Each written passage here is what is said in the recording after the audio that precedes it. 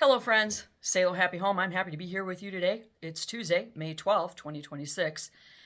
Oh, lots going on in the world, of course. It's going to be windy and in the 70s today here in the great state of Minnesota in the southern half. And I'm looking forward to that, because we live in a prairie and the wind, the wind is just devastating. It shredded our flag earlier this year. We had to replace that. It took down 3 trees, I mean big trees, and we,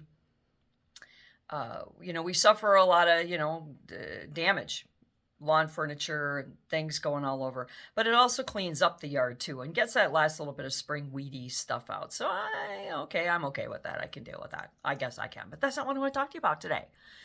I've mentioned this before, and it bears repeating. I was born and raised a Democrat in a Democrat household. There was no such thing as Republicans, Independents, Green Party, nothing like that in my home. The Kennedys were our royalty.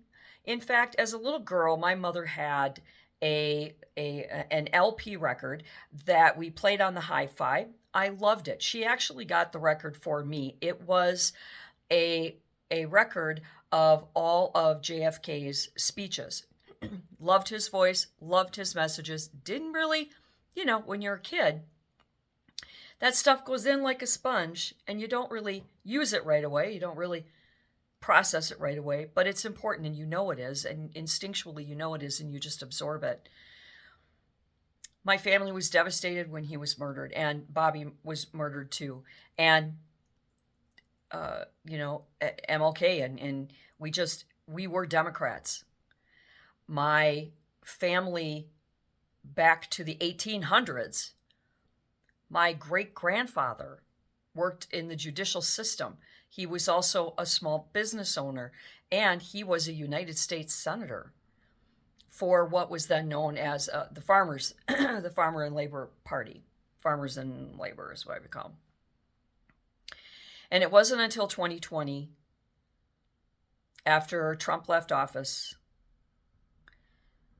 and the disastrous Biden administration took hold, and I started to look back. I started to wonder what happened here, because my family, we've always been Democrat. We didn't have to listen to your speeches or your debates. You were Democrat. You got our vote. My dad was a devout Teamster, which is so interconnected with the Democrat Party. You can't tell the two apart. He was a career full member of the Teamsters the whole time he was a truck driver. I am a Teamster, a full member Teamster right now, this very moment today, and I will never give that up until I retire and leave my post. I am a Teamster. But what happened, what turned me away, was when the Democrats running the state of Minnesota told people to snitch on their neighbors, that you couldn't have family over to your own private home, when they put up all those ludicrous rules about COVID.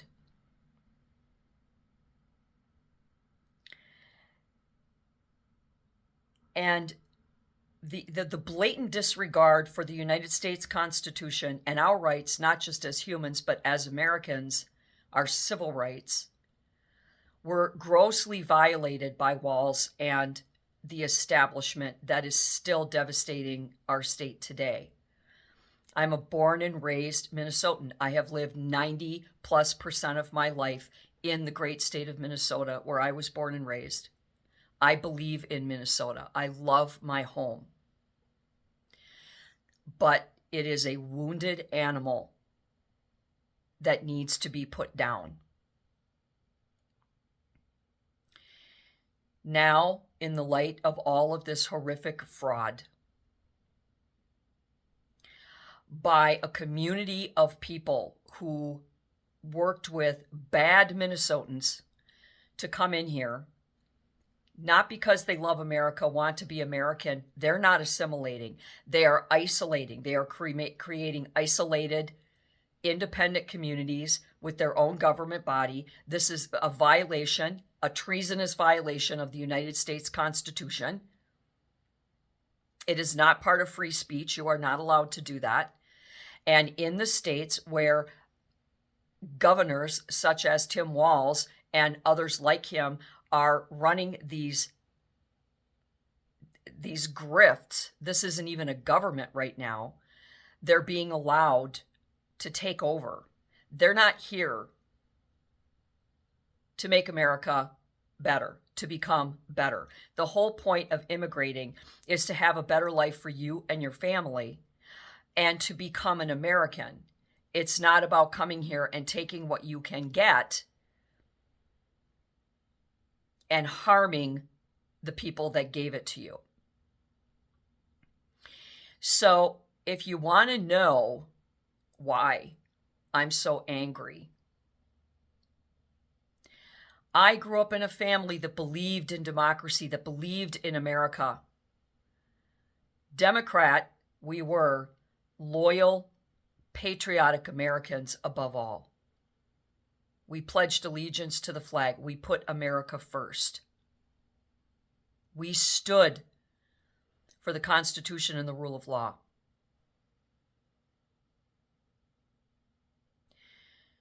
But the Democrats today are a poisonous, toxic goo of entitled, lazy humans.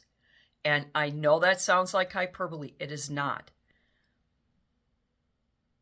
The Democrats are the ones who established and ran with Planned Parenthood. The Democrats are the ones who created and established, back to FDR, the welfare systems. HUD, food stamps, all of that came from the Dems, didn't come from the Republicans. But they pointed a finger and made the Republicans look like the bad guy, when all the Republicans were doing was say, you get up, you work hard, law-abiding, tax-paying, do your part, and you will be rewarded for your hard work with financial stability. Home ownership is the foundation of the American dream.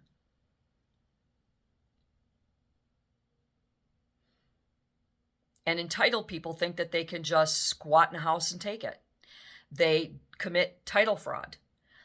They get foreclosed on because they're not paying their mortgage, and they end up trashing the house in retaliation for being told that you have to follow the law.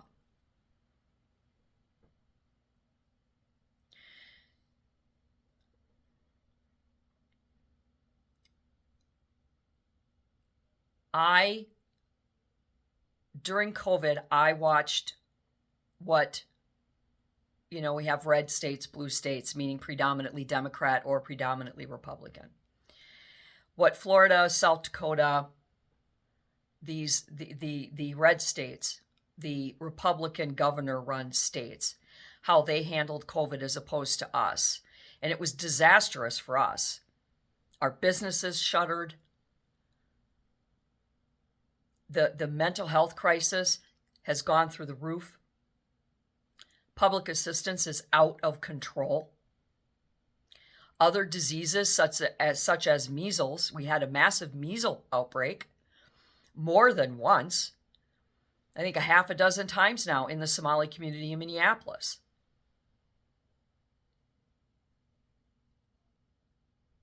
And when you look at the economic stability that you had in South Dakota, Florida, and others, where they didn't fall for the rhetoric, they didn't bat an eye at the threats.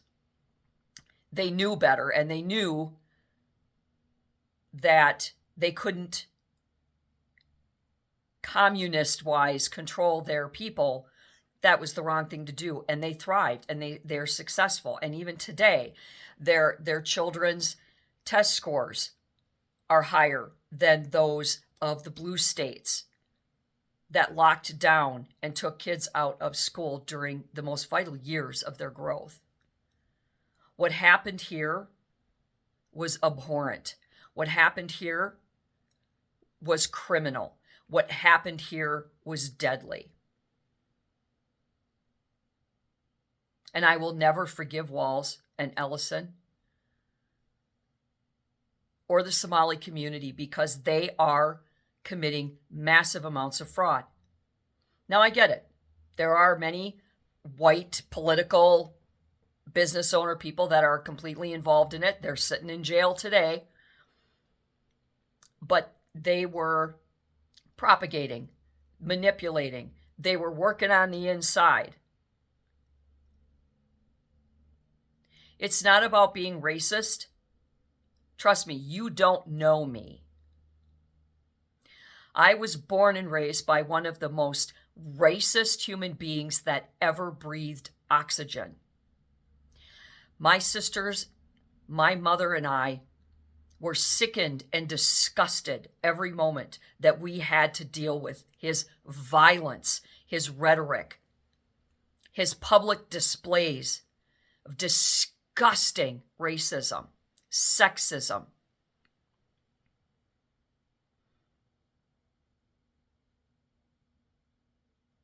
A dark and violent man. My dad. I loved him in spite of himself. He was my dad. When he passed, all things were forgiven.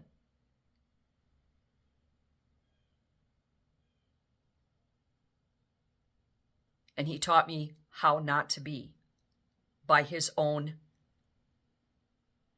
appalling behavior. I have nothing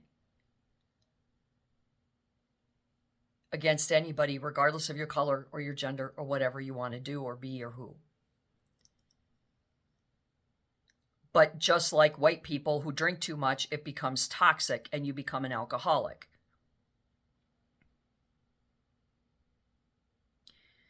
It's about your behavior and your actions and your intentions. And the Democrat Party turned against the American people when Biden came into office.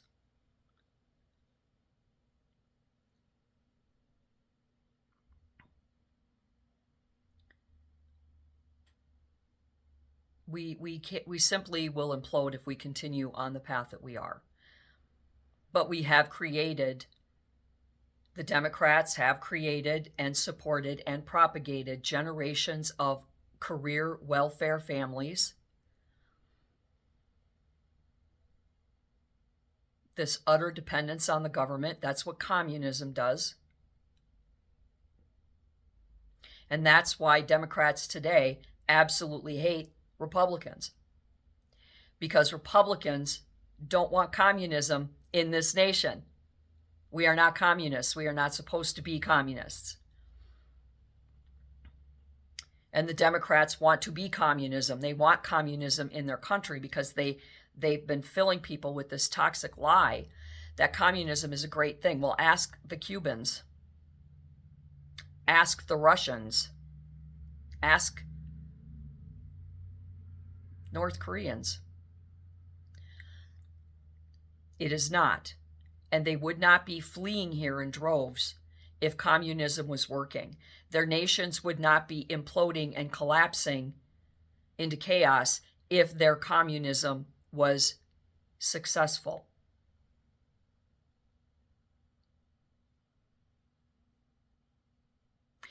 And just because you have a green card, just because you were lawfully brought across the border, doesn't mean you have the same rights that we do. You're not an American yet.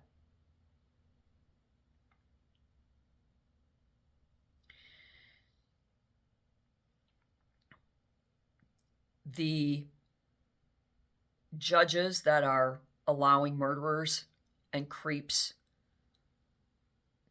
and abominations to run the streets because they are allowing their Democrat, communist poison to seep out into their judicial duties. They swore an oath, and they are violating that oath. And every one of them needs to be removed from office and investigated. And if they find no fault, then put them back into their robes. But if a police officer raises his gun to some creepo and shoots him, he gets put on administrative leave no matter what until an investigation is done. And when a judicial officer willingly, knowingly allows a dangerous person back out on the streets before rehabilitation, before conviction, without any consequence such as bail, they are putting a loaded gun out into the public, and they should be put on administrative leave if that person goes and kills somebody else until an investigation can be performed. We never had these kinds of problems in my Democrat Party growing up as a child in a Democrat Teamster-run home. The irony is, of course, my dad, a devout Democrat, was also an extreme racist. And I've learned now, educating myself on history and the history of the parties and the government and how everything evolved prior to, at, and after the Civil War, it makes sense.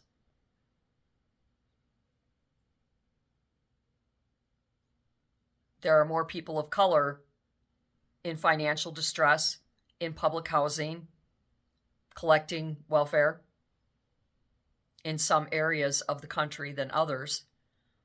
They've been held down. They've been thumb screwed. Look at Jim Crow. That was Democrat white people. And then they turned it inward to this sympathetic poison of, well, you know, we can't seem to stop them. We can't seem to beat them. So let's just addict them to drugs and alcohol and crime and poverty. The party that you are marching with and marching for is the party that put you in the position that you are and that your parents and your grandparents may have been in, if you are someone that comes from generational public assistance.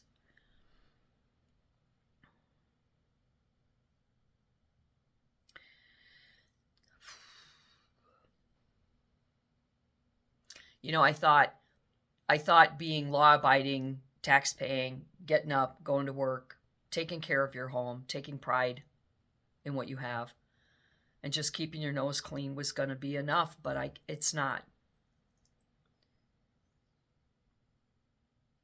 My family is divided. The hate on the left side of my family is reprehensible.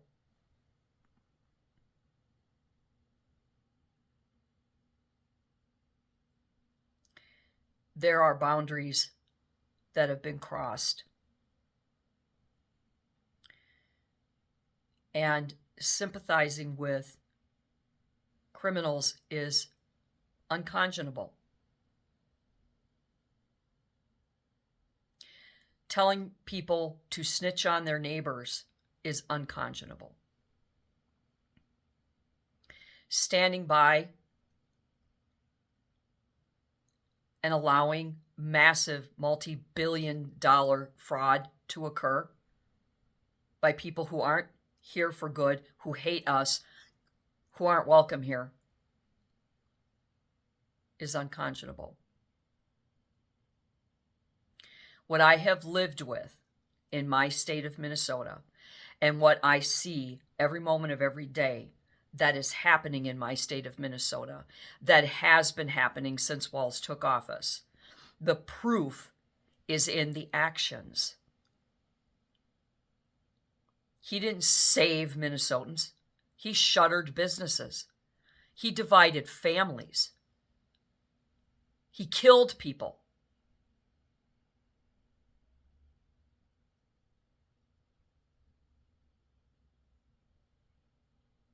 And I'm supposed to think you're good, you're right, you're okay. When I see people screaming and hollering in the streets and throwing bottles of frozen water at law enforcement. We respected law enforcement. I grew up in an era where law enforcement was respected. You trusted them when you called them.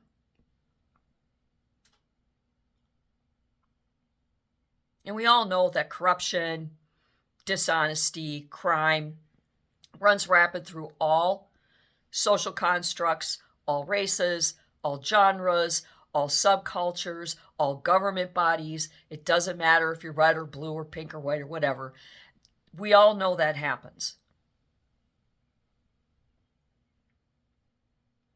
But if you're interested in why I hate the Democrat Party now, that if I was forced to take sides in a war, it wouldn't be yours.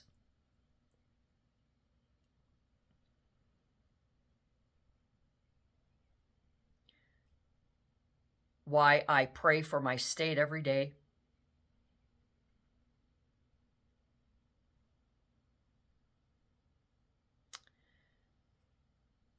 Just look at what's happened. I'm not getting my information and my opinions from the news or social media. I'm getting it from the facts presented to me by the life that I have been living since Walz took over the state of Minnesota. And now that I am clear-eyed and clear-headed and I can look back and see the destruction and the damage that he and Ellison have done, I'm grieving for my state. That's not to say that the only answer is a Republican government in Minnesota. Republican governments aren't perfect, just like Democrats aren't perfect. But I'm looking at and comparing the last 6 years in Minnesota to the last 6 years in other states.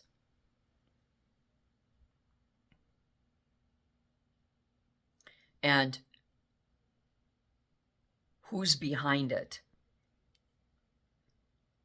Now we have a Democrat mayor in Arcadia, California, who's been a spy for the CCP right under Newsom's nose.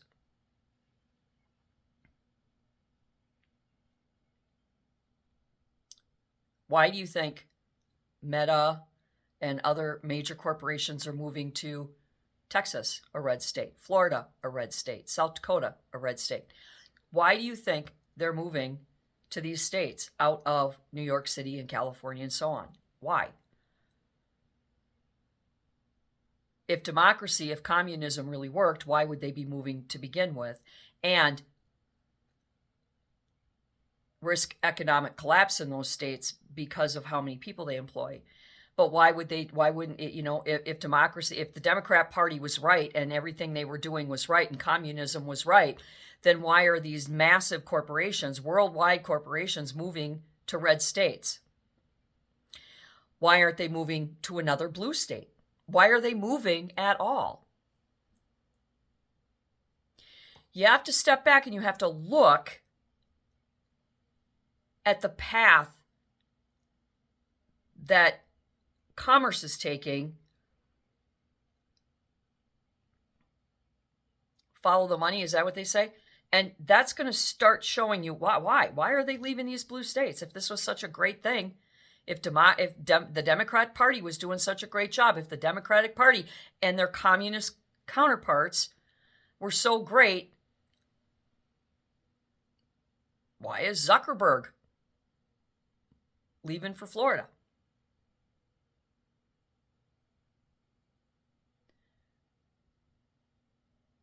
And the reason the Democrats are so petty and angry is because they are locked into one-track mindset.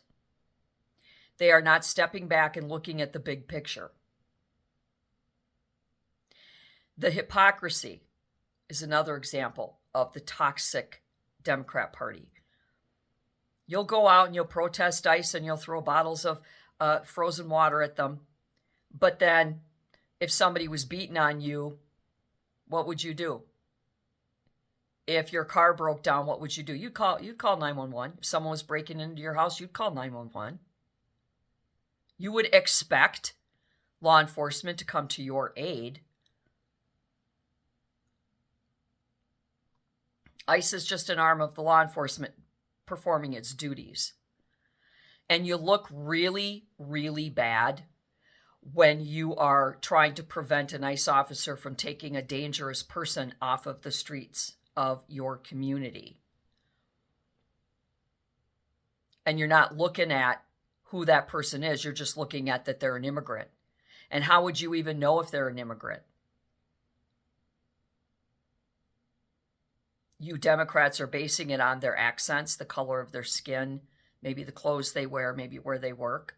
That's part of the racism of the Democratic Party, because the Democratic Party is so racist that they can't even look at themselves in the mirror and make a rational thought about what they see. Remember, the Democrats founded the KKK. The Democrats enacted Jim Crow laws. The Democrats were the slave owners that fought as the Confederates to keep slavery going.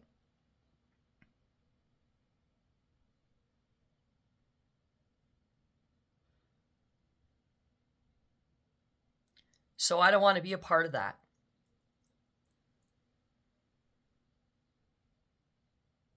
I don't want to be an angry, bitter person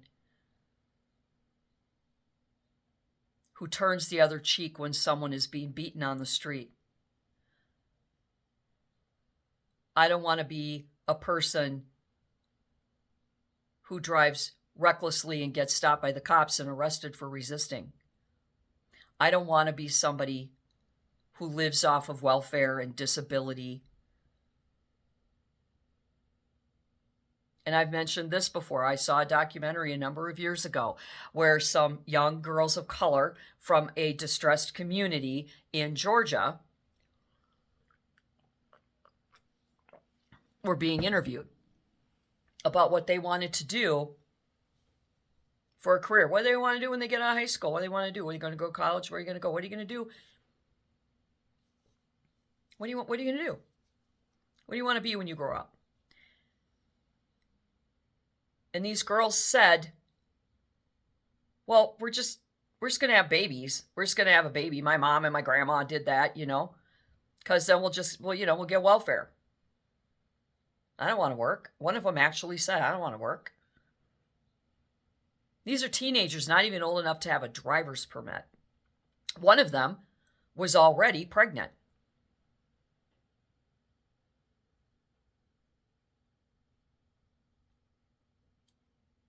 It was, I believe, maybe Netflix. It was Netflix. 2020, something like that, on Netflix, something like that. So nobody stopped to think that's not okay. Now, we're not saying you have to, that you can't have kids, you can't have a career in kids, you can't be a single parent if you choose. We're not saying that. We're not saying that you have to, work your fingers to the bone, that you have to do crap jobs forever. But you got to start somewhere. You got to build a work ethic. You got to establish a moral compass. And you have to take care of your own.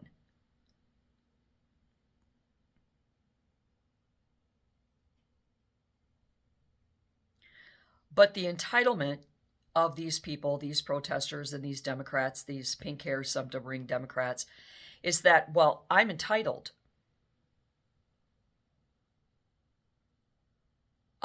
I want welfare. If that person can be on welfare, I want welfare. I shouldn't have to work. I don't feel like it. I want to be an influencer on TikTok. And they're all 100% Democrat.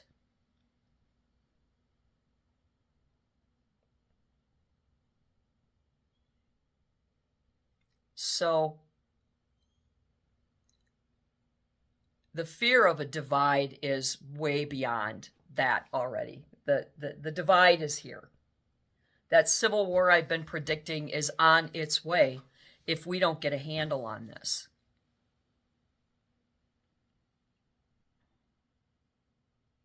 I wish that these young people would wake up and realize that communism is not what our nation was established upon. That there are consequences for being a lazy, entitled, welfare person. You know, Bill Clinton, one of your favorite pedophiles, he's the one that enacted the welfare to work laws, where you couldn't be on welfare forever. It was temporary. You were going to be monitored, and they were going to get your ass off of there, and they were going to help you find education and a job. That was Democrats. You'd think Democrats would want to strive to be all that Bill Clinton thought you could be.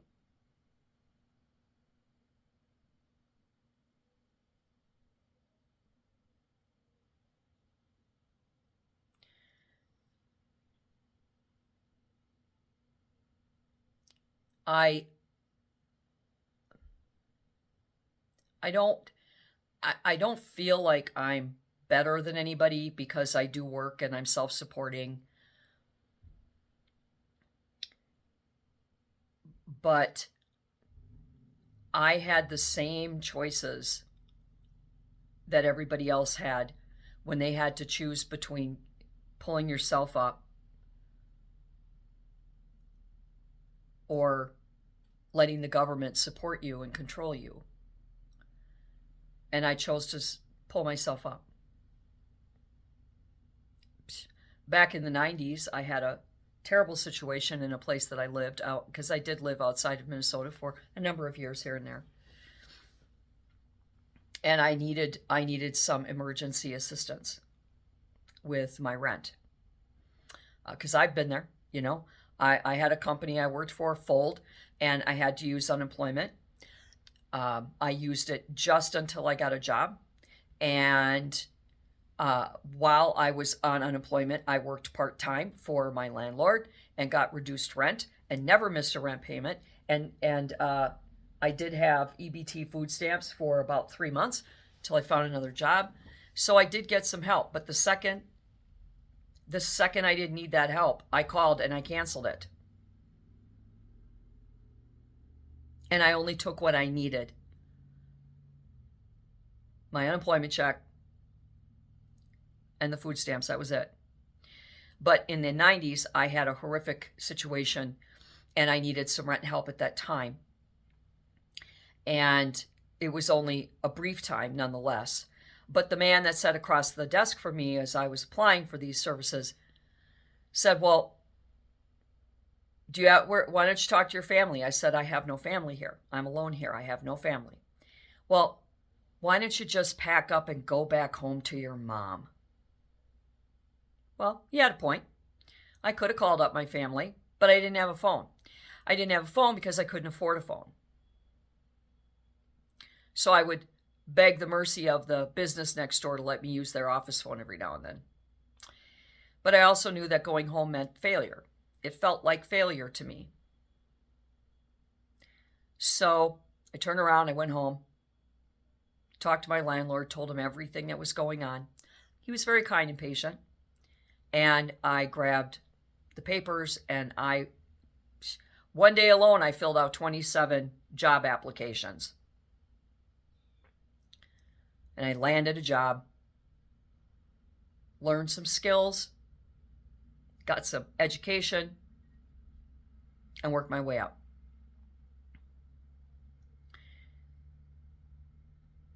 So I'm not immune to the need for help now and then. But I'm also not tolerant of people who take advantage of it. So in closing, that's why I was born and raised a Democrat. JFK is one of my idols, will always be. But now I hope that you are clear as to why I am no longer a Democrat and why the Democrat Party is so awful to me now. Heartbreaking, soul-crushing, awful. And if you were a Democrat and now you're a Republican or an independent, I'd love to hear your story too. What changed your mind and when? For me, it was 2020 and the pandemic. But I'm going to leave you there. I hope that you have a wonderful rest of your day, and do good and be good.